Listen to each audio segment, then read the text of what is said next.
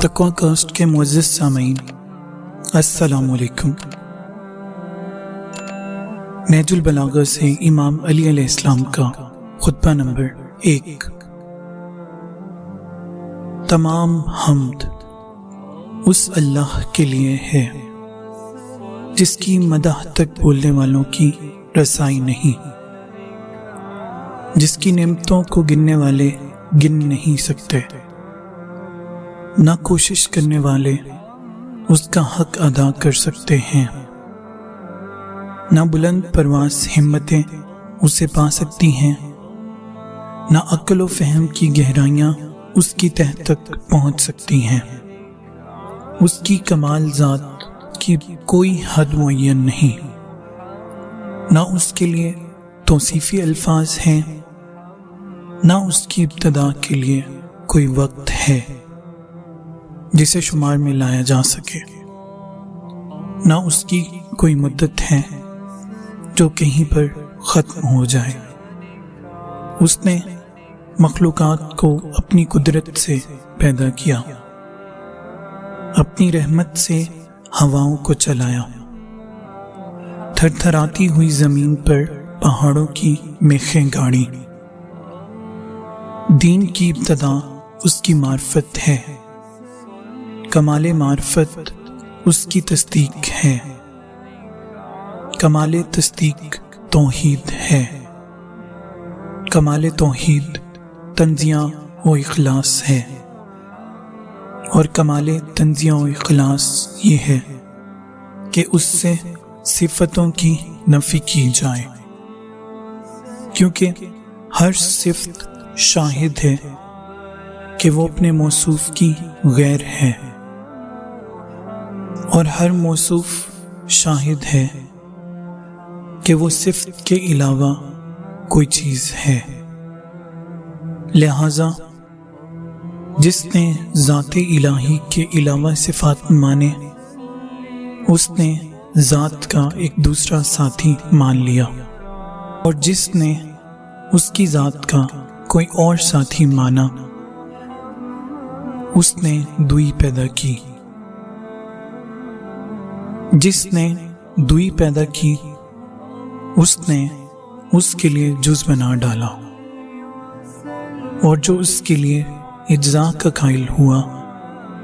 وہ اس سے بے خبر رہا، اور جو اس سے بے خبر رہا اس نے اسے قابل اشارہ سمجھ لیا، اور جس نے اسے قابل اشارہ سمجھ لیا اس نے اس کی حد بندی کر دی، اور جو اسے محدود سمجھا وہ اسے دوسری چیزوں ہی کی قطار میں لے آیا۔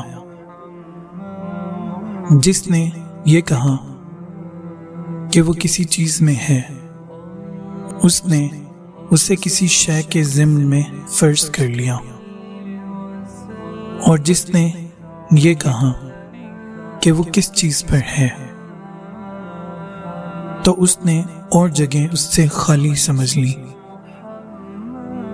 وہ ہے، ہوا نہیں، موجود ہے مگر عدم سے وجود میں نہیں آیا۔ وہ ہر شے کے ساتھ ہے، نہ جسمانی اتصال کی طرح وہ ہر چیز سے علیحدہ ہے، نہ جسمانی دوری کے طور پر۔ وہ فاعل ہے لیکن حرکات و آلات کا محتاج نہیں۔ وہ اس وقت بھی دیکھنے والا تھا جبکہ مخلوقات میں کوئی چیز دکھائی دینے والی نہ تھی۔ وہ یگانہ ہے اس لیے کہ اس کی ہی نہیں ہے کہ جس سے وہ مانوس ہو اور اسے کھو کر پریشان ہو جائے۔ اس نے پہلے پہل خلق کو ایجاد کیا بغیر کسی فکر کی جولانی کے اور بغیر کسی تجربہ کے جس سے فائدہ اٹھانے کی اسے ضرورت پڑی ہو، اور بغیر کسی حرکت کے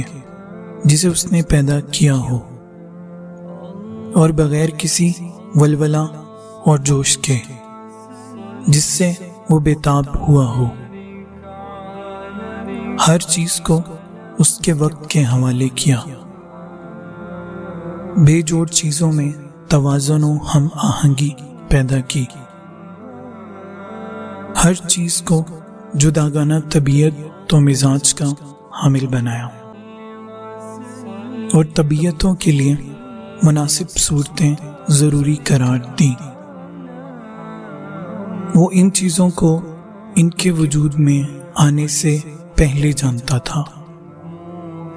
ان کی حد و نہایت پر احاطہ کیے ہوئے تھا، اور ان کے نفوس و اعضاء کو پہچانتا تھا۔ پھر یہ کہ اس نے کشادہ فضا، وسیع اطراف و اکناف اور خلا کی وسعتیں خلق کی، اور ان میں ایسا پانی بہایا جس کے دریائے مواج کی لہریں طوفانی اور بحر زخار کی موجیں تہ بتہ تھیں۔ اسے تیز ہوا اور تند آندھی کی پشت پر لادا، پانی کے پلٹانے کا حکم دیا، اور اسے اس کے پابند رکھنے پر قابو دیا، اور اسے اس کی سرحد سے ملا دیا۔ اس کے نیچے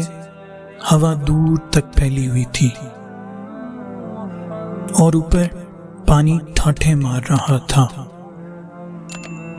پھر اللہ سبحانہ نے اس پانی کے اندر ایک ہوا خلق کی جس کا چلنا بانجھ بے ثمر تھا، اور اسے اس کے مرکز پر قرار رکھا، اس کے جھونکے تیز کر دیے، اور اس کے چلنے کی جگہ دور دراز تک پھیلا دی۔ پھر اس ہوا کو مامور کیا کہ وہ پانی کے ذخیرے کو تھپیڑے دے اور بحر بے قرار کی موجوں کو اچھالے۔ اس ہوا نے پانی کو یوں مت دیا جس طرح دیہی کے مشکیزے کو متھا جاتا ہے، اور اسے دھکیلتی ہوئی تیزی سے چلی جس طرح خالی فضا میں چلتی ہے، اور پانی کے ابتدائی حصے پر اور ٹھہرے ہوئے کو چلتے ہوئے پانی پر پلٹانے لگی، یہاں تک کہ اس متلاطم پانی کی سطح بلند ہو گئی اور وہ تہ بتہ جھاگ دینے لگا۔ اللہ نے وہ جھاگ کھلی ہوا اور کشادہ فضا کی طرف اٹھائی، اور اس سے 7 آسمان پیدا کیے۔ نیچے والے آسمان کو رکی ہوئی موج کی طرح بنایا، اور اوپر والے آسمان کو محفوظ چھت اور بلند عمارت کی صورت میں اس طرح قائم کیا کہ نہ ستونوں کے سہارے کی حاجت تھی، نہ بندنوں سے جوڑنے کی ضرورت۔ پھر ان ستاروں کی سج دج اور روشن تاروں کی چمک دمک سے آراستہ کی، اور ان میں زو پاش چراغ اور جگمگاتا چاند رواں کیا، جو گھومنے والی فلک، چلتی پھرتی چھت اور جنبش کھانے والی لوح میں ہے۔ پھر خداوند عالم نے بلند آسمانوں کے درمیان شگاف پیدا کیے، اور ان کی وسعتوں کو طرح طرح کے فرشتوں سے بھر دیا۔ کچھ ان میں سربسجود ہیں جو رکوع نہیں کرتے، کچھ رکوع میں ہیں جو سیدھے نہیں ہوتے، کچھ صفے باندھے ہوئے ہیں جو اپنی جگہ نہیں چھوڑتے، اور کچھ پاکیزگی بیان کر رہے ہیں جو اکتاتے نہیں۔ نہ ان کی آنکھوں میں نیند آتی ہے، نہ ان کی عقلوں میں بھول چوک پیدا ہوتی ہے۔ نہ ان کے بدنوں میں سستی و کاہلی آتی ہے، نہ ان پر نسیان کی غفلت طاری ہوتی ہے۔ ان میں کچھ تو وحی الہی کے امین، اس کے رسولوں کی طرف پیغام رسانی کے لیے زبان حق اور اس کے قطعی فیصلوں اور فرمانوں کو لے کر آنے جانے والے ہیں، کچھ بندوں کے نگہبان اور جنت کے دروازوں کے پاسبان ہیں، کچھ وہ ہیں جن کے قدم زمین کی تہ میں جمے ہوئے ہیں اور ان کے پہلو اطراف عالم سے بھی آگے بڑھ گئے ہیں، ان کے شانے عرش کے پایوں سے میل کھاتے ہیں، عرش کے سامنے ان کی آنکھیں جھکی ہوئی ہیں اور وہ اس کے نیچے اپنے پروں میں لپٹے ہوئے ہیں، اور ان میں اور دوسری مخلوق میں عزت کے حجاب اور قدرت کے سرا پردے حائل ہیں۔ وہ شکل و صورت کے ساتھ اپنے رب کے تصور کو آخری تصور نہیں کرتے، نہ اسے محل و مکان میں گرا ہوا سمجھتے ہیں، نہ اشباح و نظائر سے اس کی طرف اشارہ کرتے ہیں۔